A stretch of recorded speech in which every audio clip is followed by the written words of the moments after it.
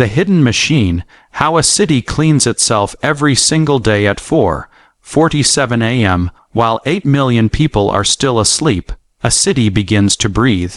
Not with people, not with cars, but with engines, dozens of them waking up in a quiet depot on the edge of town, headlights cutting through the dark like a small army preparing for a mission nobody will thank them for. By the time the first commuter pours their coffee, more than 60 tons of waste will have already vanished from the streets.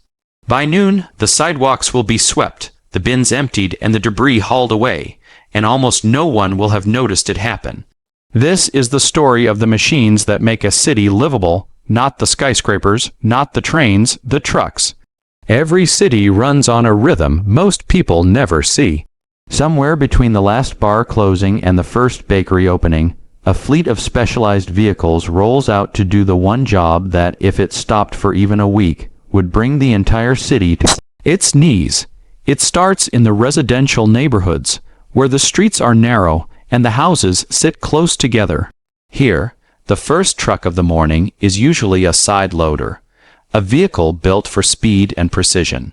A hydraulic arm reaches out from its side, grips a bin with a mechanical certainty that looks almost gentle, lifts it high into the air, and empties it in a single motion.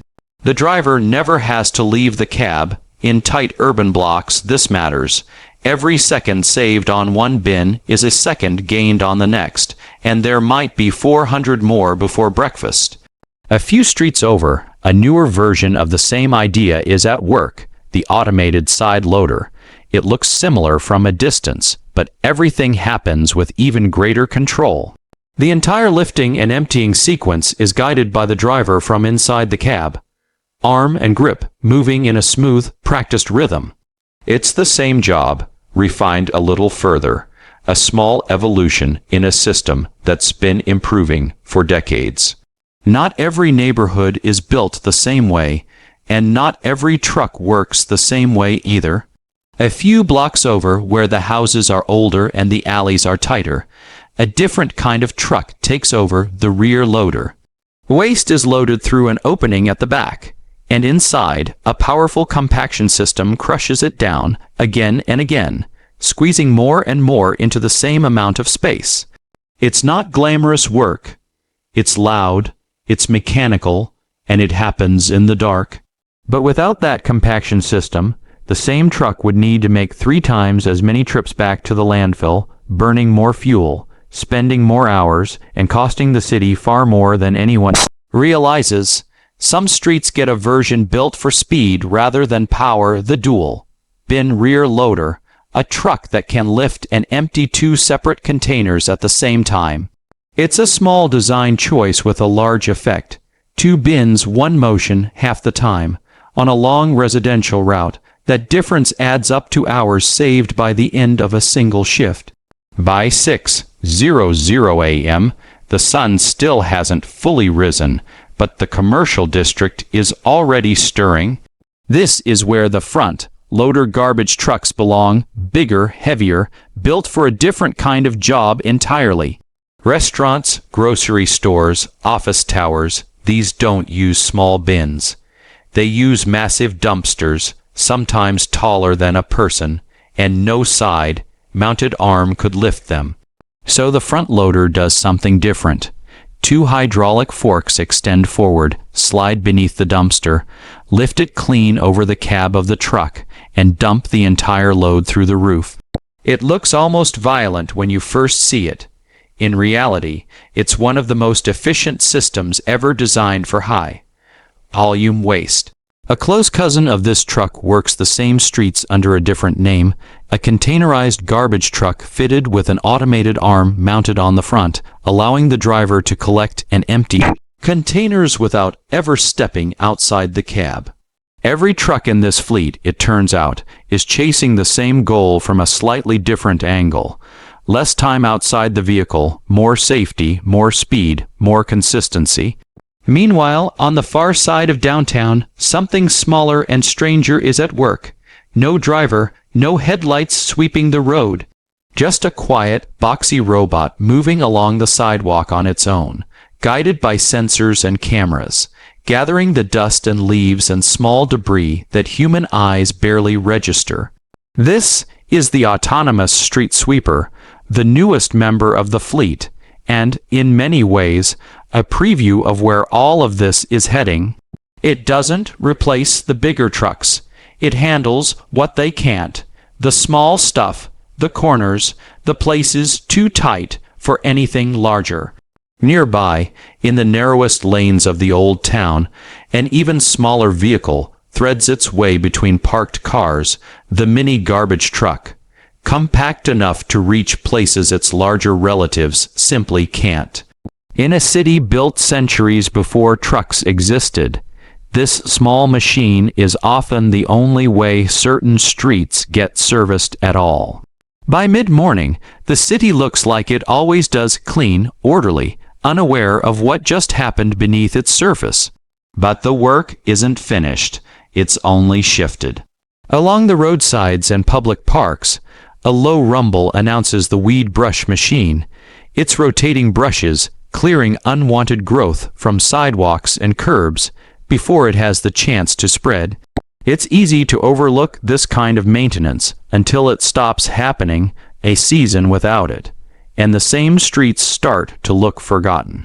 Autumn brings its own crisis, one most residents don't think about until it's already a problem.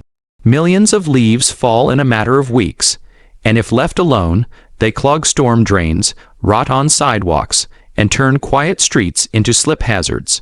This is when the leaf vacuum trucks appear, enormous machines with a single purpose: pulling leaves off the ground in volumes that would take 100 people with rakes to match. What takes a homeowner an entire Saturday afternoon, one truck completes on an entire street in under 10 minutes. Not far behind them come the street sweepers proper, trucks with wide rotating brushes mounted underneath, spinning dirt and grit toward a central vacuum system. These trucks aren't chasing trash. They're chasing something quieter, the slow buildup of dust, oil residue, and debris that, left alone, eventually washes into storm drains and rivers. A clean street isn't just about appearance. It's about where all of that runoff eventually ends up. Out past the residential blocks, where gardens back onto quiet lanes, the green waste truck makes its rounds, collecting branches, grass clippings, and trimmings that don't belong with ordinary household waste. This material has its own destiny. Instead of a landfill, it's headed for a composting facility where it will eventually return to the soil it came from. By afternoon, a different kind of truck takes center stage, one carrying a different kind of responsibility. The recycling truck doesn't deal in waste that's simply thrown away. It deals in materials with a second chance. Paper, plastic, glass, metal, things that, if collected properly, never have to become landfill at all. Every load it carries is a small bet on the idea that a city doesn't have to bury everything it no longer needs. Right alongside it, in cities that have adopted newer systems, the food waste truck follows its own route, collecting leftover meals and organic scraps from homes and restaurants, material that would otherwise rot uselessly in a landfill for years. Instead, it's driven to facilities where it becomes compost, or in some cases, renewable energy. It's easy to miss just how much of a city's daily waste is actually food, until you see a truck built entirely around collecting it. And then there's the waste no one wants to think about at all. The old mattress left on a curb, the broken refrigerator, the couch nobody could find a way to move. This is where the bulk waste truck earns its place, hauling away the oversized items that fall through the cracks of ordinary collection. Without it, cities would quietly fill with abandoned furniture, block by block, year after year.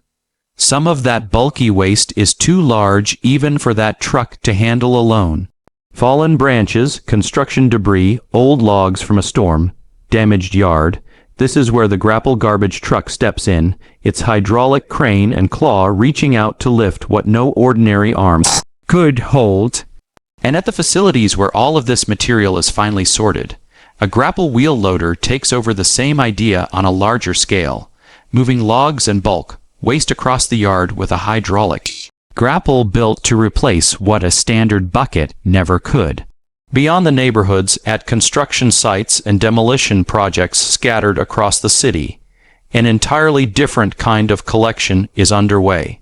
Here, the roll-off garbage truck operates, hauling large detachable containers using a hook and cable system, carrying away debris in volumes no residential truck was ever designed to handle. Not far off, the commercial waste truck makes its own rounds through office parks and shopping centers, keeping the business side of the city running as quietly as the residential side. Behind every truck on the road, there's a support system most people never think to ask about. Somewhere in the city, a cart delivery truck is dropping off a brand new bin at a house that just moved in or replacing one that cracked in last winter's cold. It's a small, unglamorous job, but without it, half of the collection system described so far would have nothing to actually collect. Every one of these trucks eventually ends up in the same place, a facility most residents will never visit and rarely think about. There, the landfill compactor waits a machine with steel wheels studded with heavy teeth, designed to do one thing: crush waste down into the smallest possible footprint. It's brutal, mechanical, unglamorous work, but it's also the reason a landfill built to last 20 years might actually last 50. Space, in this line of work, is the most valuable resource there is. For everything that can't be handled on the surface, there's the vacuum truck, a machine built to deal with what's underneath the city instead of on top of it. Sewers, tanks, industrial sites, liquid waste and sludge are materials that no ordinary truck could touch. It's rarely seen by the public, and that's exactly the point. Its job is to make sure the parts of a city no one wants to think about keep functioning quietly out of sight. By evening, as the last of the commercial trucks finish their rounds, the newest kind of vehicle in the fleet quietly takes over some of the remaining work: the electric garbage truck. No diesel roar, no black exhaust trailing behind it. Just a low hum as it rolls through the streets, doing the same job its predecessors have done for decades, but leaving almost nothing behind except a slightly quieter, slightly cleaner city. None of these trucks work alone. None of them could replace each other. The side loader can't handle a commercial dumpster. The recycling truck can't compact sewage. The autonomous sweeper can't lift a mattress off a curb. Each one exists because a city's waste isn't one problem. It's dozens of different problems arriving in different shapes, in different volumes, in different corners of the same 24 hours. By the time night falls again, the depot begins to fill back up. Trucks return one by one, engines cooling, hydraulic arms folding back into place. Tomorrow, before the sun rises, they'll do it all again quietly, without applause, keeping a promise most of the city doesn't even know is being made. The street outside your window will be clean tomorrow morning. You won't see how it happened. You never do. But somewhere, long before you woke up, a fleet of machines you barely think about kept their promise. One bin, one street, one truck at a time.